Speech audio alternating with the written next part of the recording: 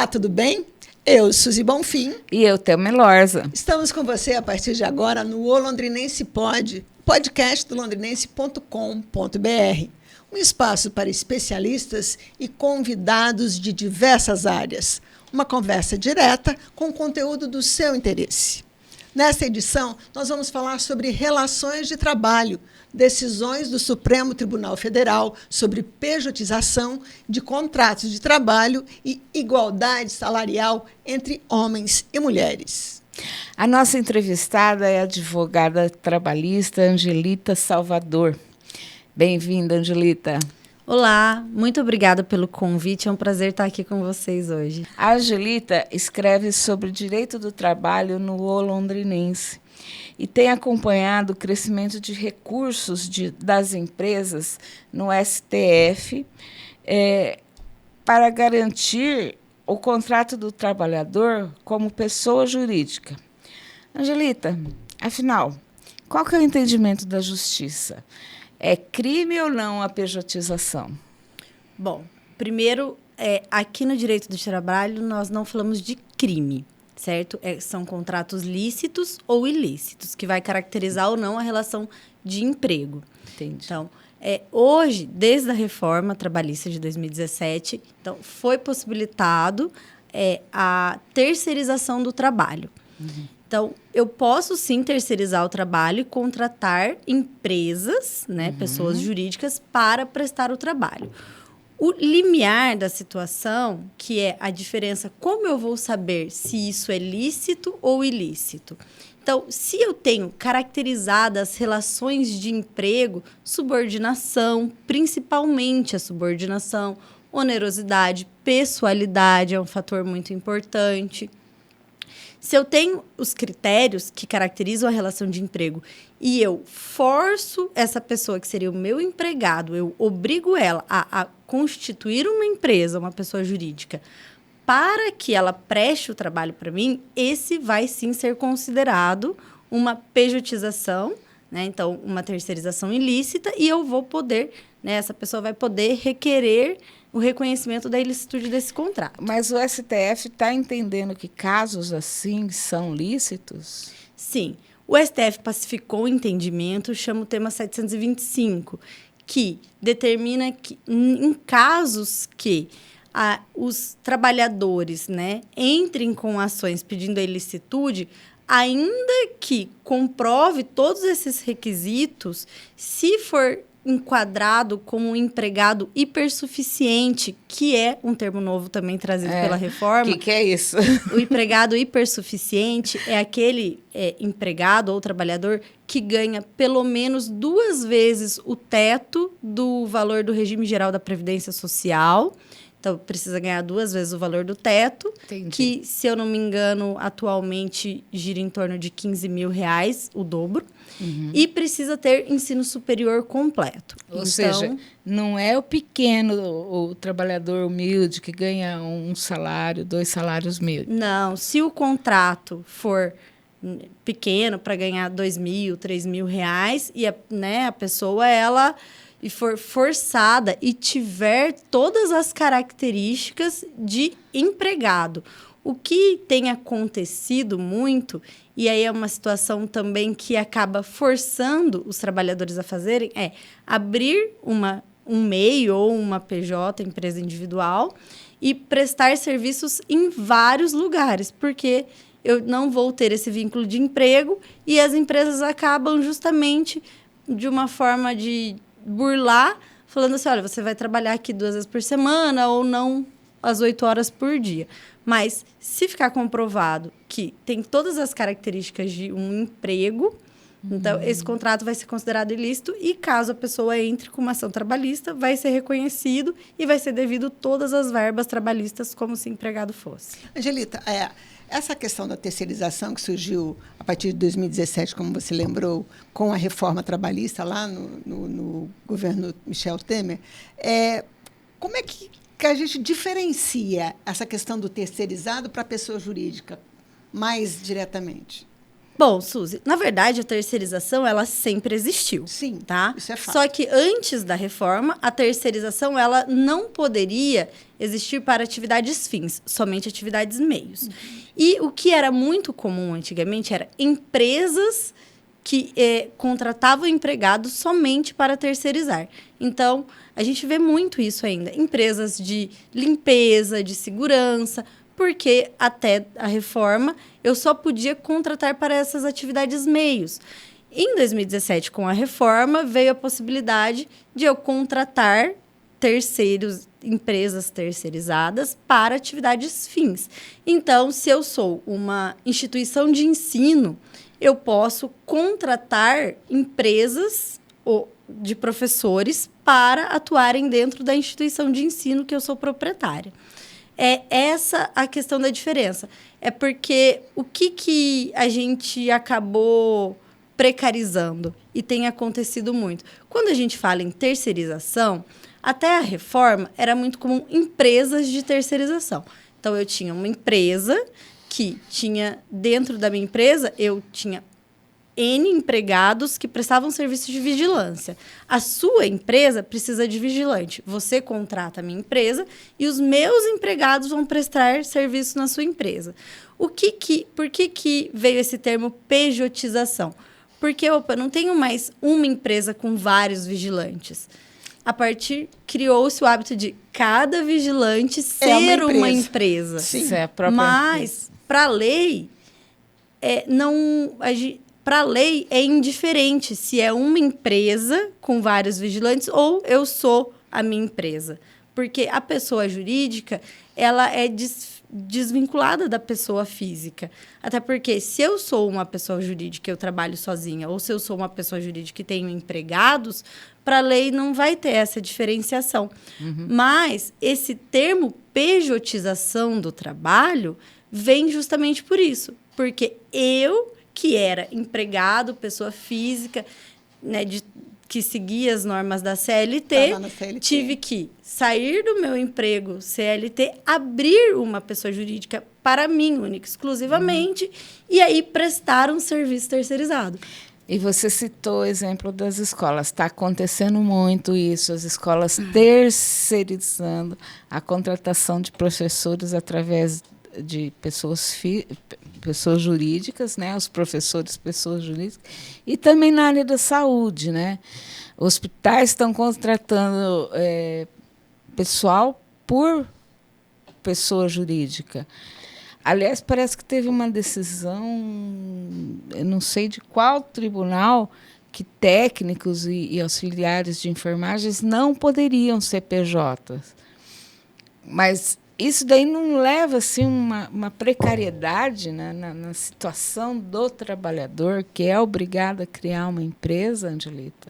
O que aconteceu quando veio a reforma trabalhista e a notícia da possibilidade da terceirização para atividade fim é que houve uma falta de informação ou uma desinformação, muitas vezes por parte de uma parcela da sociedade, que a gente vive muito de headlines, né? Então, pode terceirizar atividades fins.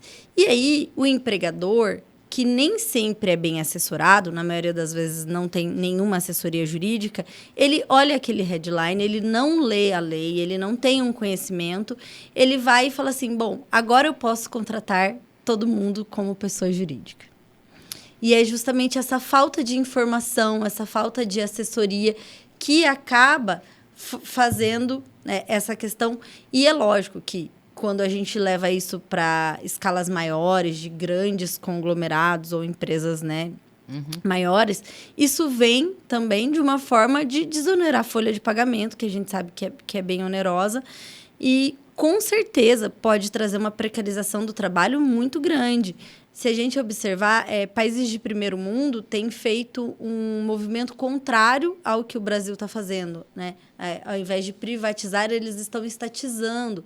Então, o servidor público ele tem muitas garantias, ele presta um serviço, né, com garantias, com estabilidade no emprego. Maior estabilidade, né? Justamente tem N situações de melhoria para ele do que um servidor privado, que pode ser mandado embora a qualquer hora, que a questão da regulamentação salarial é diferente, que a negociação, porque quando eu tenho um trabalho terceirizado, eu não tenho nenhuma norma que vai reger ali a questão de quanto eu vou ganhar.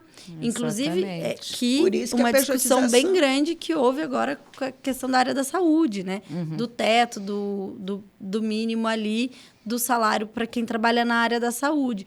Então, essa questão traz, sim, uma precarização ao trabalho.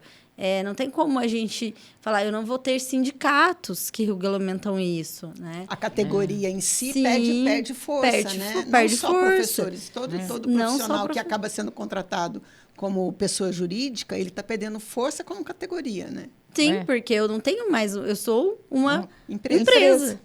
Então, que categoria que vai lutar por mim, né? É complicado. Então, com certeza, esse movimento ele é muito prejudicial. E o grande problema é que esse prejuízo a gente não vê a curto prazo, né? Exatamente. A gente vê a longo prazo, então... Eu tô com medo da hora que começarem a pejotizar pessoas que recebem um salário mínimo. Pois é. E ainda vem a questão, que não é a minha área, mas uma outra questão que a gente entra na questão da previdência. Porque quando eu, né, estou no CLT, eu tenho garantia. No CLT, obrigatoriamente eu tenho que contribuir.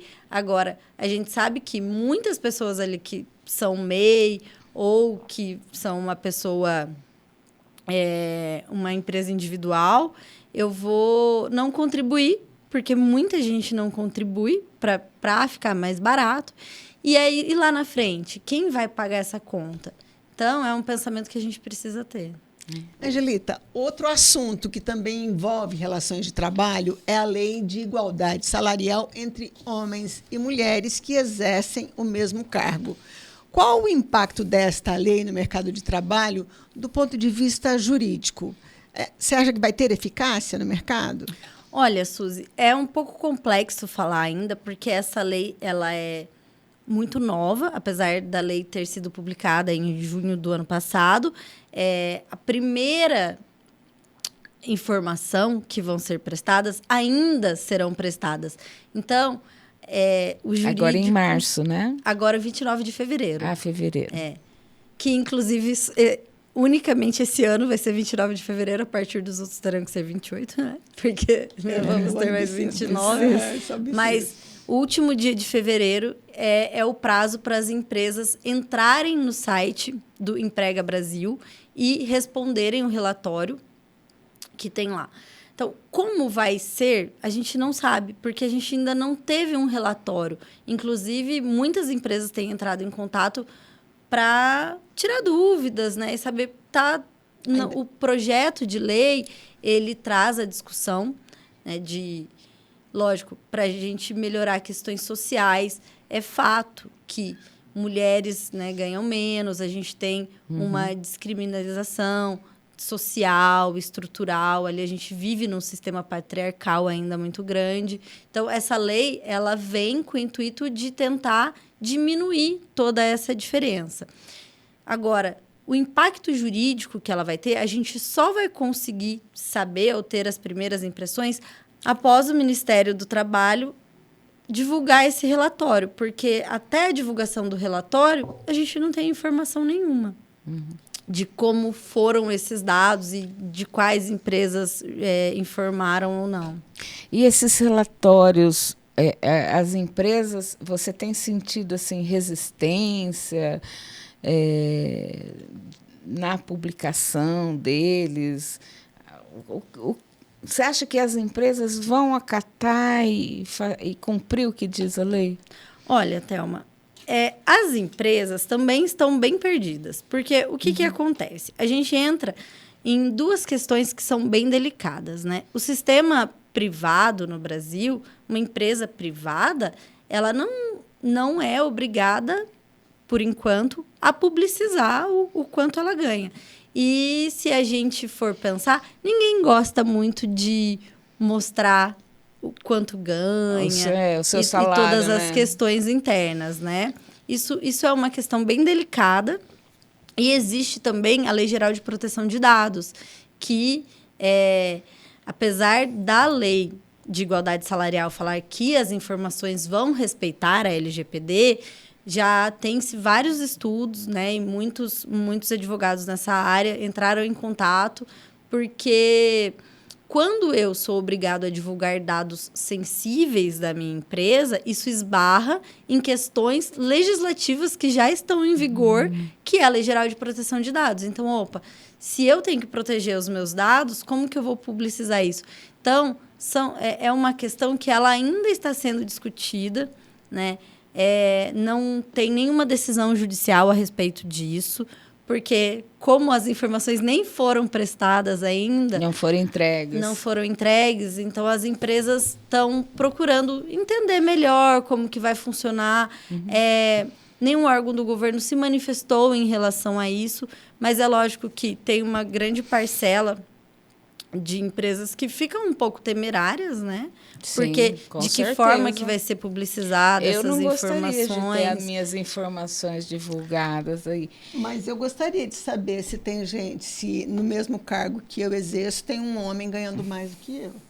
Então, mas isso só vai valer para empresas com mais de 100 Tudo bem, 100 mas funcionários. Eu acho que, mas é uma medida que pode ser o início do fim de uma injustiça social, digamos assim, não? Existem questões, porque, por exemplo, dentro da empresa, o mesmo cargo, mas é muito fácil também, dentro da empresa, eu fazer modificação de cargo e ter cargos diferentes.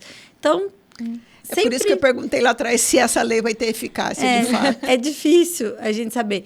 E a gente entra na questão do porquê sem o mínimo, a partir de 100 empregados. Porque a proposta original da lei, ela falava de 20. Mas se a gente for pegar, imaginem, que todas as empresas que têm sede ou filial no Brasil vão ter que informar, que têm empregados aqui no Brasil vão ter que informar. Existe um site, né, que é o Emprega Mais Brasil, e lá dentro a empresa vai ter que entrar e informar os dados necessários para esse relatório. Empresas que têm até 20 funcionários, é muito mais fácil da própria empresa controlar ou até mesmo o Ministério do Trabalho, porque essas informações que vão ser prestadas lá, a maior parte delas já se encontram no e-social. Entendi. Porque a empresa, quando ela vai fazer a folha de pagamento do empregado, ela já informa, já coloca essas informações no e-social. E o Ministério do Trabalho e Emprego, ele tem acesso a essas informações. O que a gente trata, a lei tenta tratar, e aí é uma opinião, não está lá na exposição de justificação da lei, mas ela sofreu 12 emendas, então foi uma lei que foi bastante discutida lá no Congresso, e sem empregados, porque a partir de 100 empregados é mais difícil para os próprios empregados saberem quantos colegas ganham. Porque numa empresa pequena, todo fácil. Mundo conversa. Todo mundo lá almoça junto, sai. Você vai saber se o seu colega ganha mais. Agora, se eu trabalho numa empresa que tem 100 empregados, eu nem conheço as pessoas que estão no mesmo cargo que eu. É muito mais difícil você gerir ou ter noção de tudo isso. E também vem na questão de que uma empresa que tem 20 empregados tem um poder financeiro muito menor do que uma empresa que tem 100 empregados, né? Com certeza. Se eu tenho 100 empregados é porque eu sou uma empresa de grande porte. Então, pode ser, e aí não é uma certeza, que tenha sido esse um dos motivos para isso. Bom, de qualquer forma, o que pode acontecer com as empresas que têm até o final de fevereiro para publicar o relatório, se elas não fizerem? Se a empresa não informar, ela será multada de 3% do valor da folha de pagamento total dos empregados, podendo chegar até 100 salários mínimos. Nossa. Então, se eu não informar. Tá, e se informar e dentro do relatório sair que existe essa diferença salarial, certo? Então, se no primeiro relatório o Ministério do Trabalho e Emprego verificar que existe essa diferença, a empresa ela vai ser notificada para ela fazer um plano de mitigação, onde dentro desse plano ela vai poder ter determinar o tempo para ela desenvolver projetos para que não exista ou ir diminuindo essas diferenças. Então, as empresas que informarem e forem verificadas que têm, não vão ser multadas nesse primeiro momento, vão ter um prazo para fazer um plano para mitigar essa diferença salarial. E esse é o principal objetivo. Por quê? A gente sabe que é uma questão que veio construída socialmente ao longo de muitos anos.